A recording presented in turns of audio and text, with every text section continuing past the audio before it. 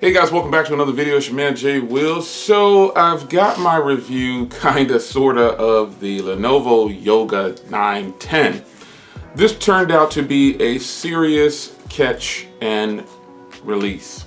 This is the first time I've done a video like this, I believe, and I had to just name it Catch and Release. Maybe this will be a series that I do. Hopefully not, because I hate doing returns.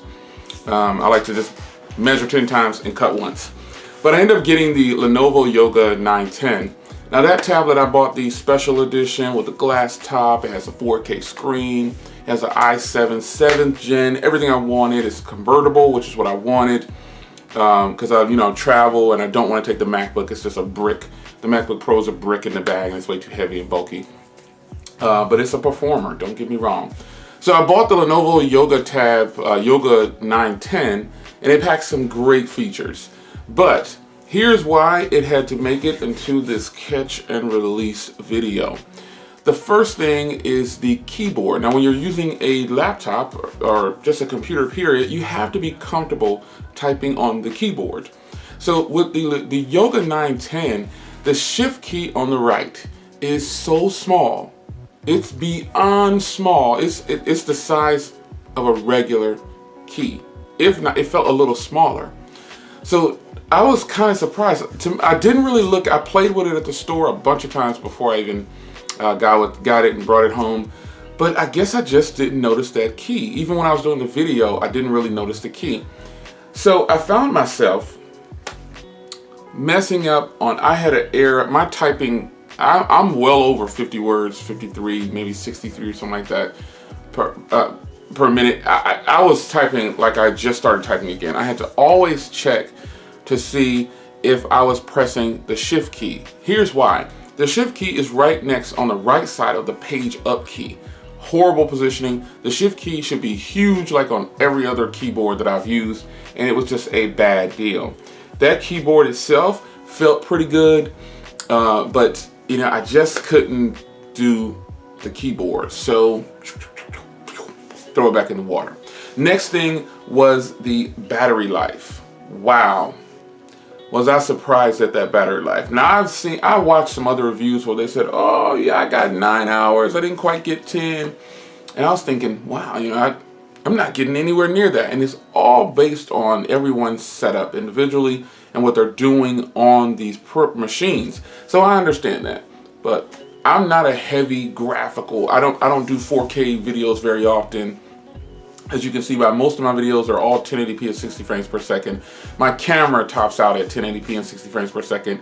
So if you see 4K, it's probably from one of my cell phones, but I just don't want to record and edit in 4K. It's a big file and it's time consuming.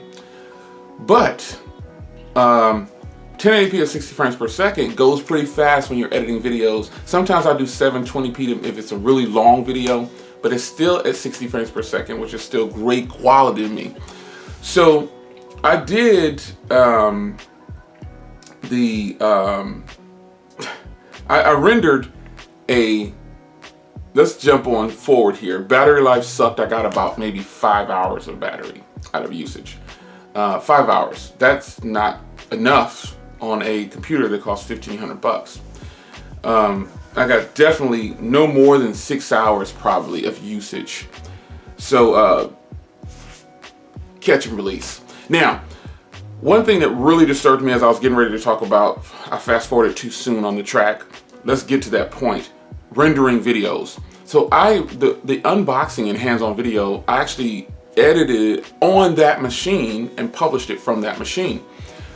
It took the Lenovo Yoga 910 about almost 3 hours to fully get it onto YouTube. It took about 2 hours, and a little over 2 hours to render it.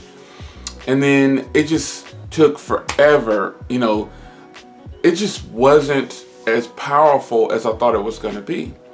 I put it next to the MacBook. I put it next to my built PC. It just did not perform well. Mind you, only thing I had on that computer was Sony Vegas Pro. I didn't get a chance to, I didn't load up any other applications. I recorded that video, put it on a thumb drive, popped it in there, start editing right away. Almost 3 hours for like a 13-minute video. catch and release. That was one of the worst experiences ever. And I thought, there's gotta be something wrong. Let me do a factory reset. No. That computer, even with the i7, and some people were saying, oh, it's dual core. There's a lot of, my Mac is dual core. There's a lot of computer, I think the Mac is dual core. The Pro, is it dual core? I don't know. But there's a lot of dual core computers out there that perform very well. So, i7, 7th gen, shout out to Techzilla, man. He told me, he said, man, I'm going to wait until some of the bugs and stuff get out of the new generation. And I thought, man, I'm going for it. We were kind of talking offline. The guys in the community and the ladies, I was talking to them about before I made that purchase. And I also spoke to them after. And they clowned me, of course. They said, oh, Jay. But I told them, I said, I'm going to go ahead and do the video anyway. I'm going to tell the people what happened in my experience with the Yoga 910. Watching videos in 4K obviously was great. It's a compact computer. It just, the 512 gigabytes of memory, you had almost 500 available. I had like 487 or 49 or something like that. So it was pretty good. 16 gigs of RAM, I just didn't see it. I just didn't see the fluidity. I just didn't see it. I didn't see 16 gigs of RAM. I don't know. That's just maybe my expectations were too high. And it ended up falling into my first series of catch and release. Throw it back in the water. Hook up, throw them back. I don't know, man. The 910 just didn't do it for me. So what I decided to do was go back to the drawing board. And I decided to pick up something that I immediately went to the Microsoft store, and I jumped on board with another laptop because I need a convertible. I want a convertible. The price didn't matter really. I had a budget of under $2,000, and I have a budget of under $2,000.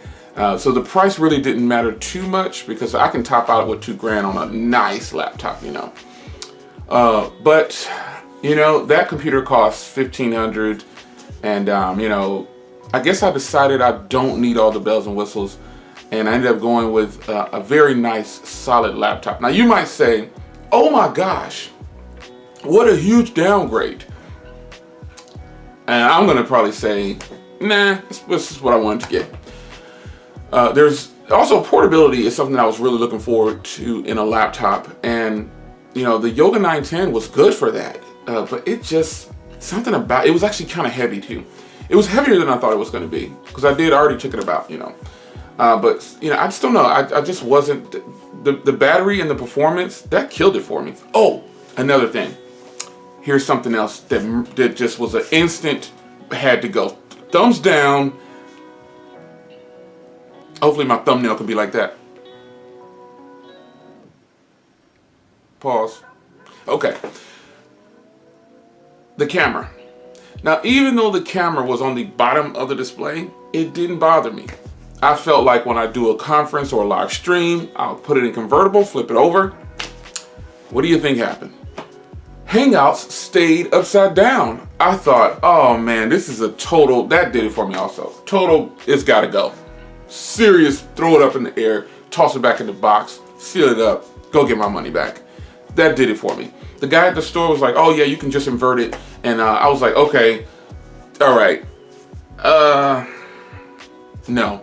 If you're just using the regular camera, works perfectly fine. If you're using Hangouts and you do it in convertible mode, Hangouts does not flip. Even when I tried to do it with it already inverted, I could flip it over into tablet mode and then start Hangouts that way for the video Hangouts conference, doesn't work. It flips upside down. So that did it for me. Enough of me beating up the Yoga 910. It might be good for somebody else. Definitely was not good for me. I don't see how these people got 9 hours of battery on that computer. The performance on it was not good to me in my experience, and it had to go. So, welcome to my first episode of Catch and Release.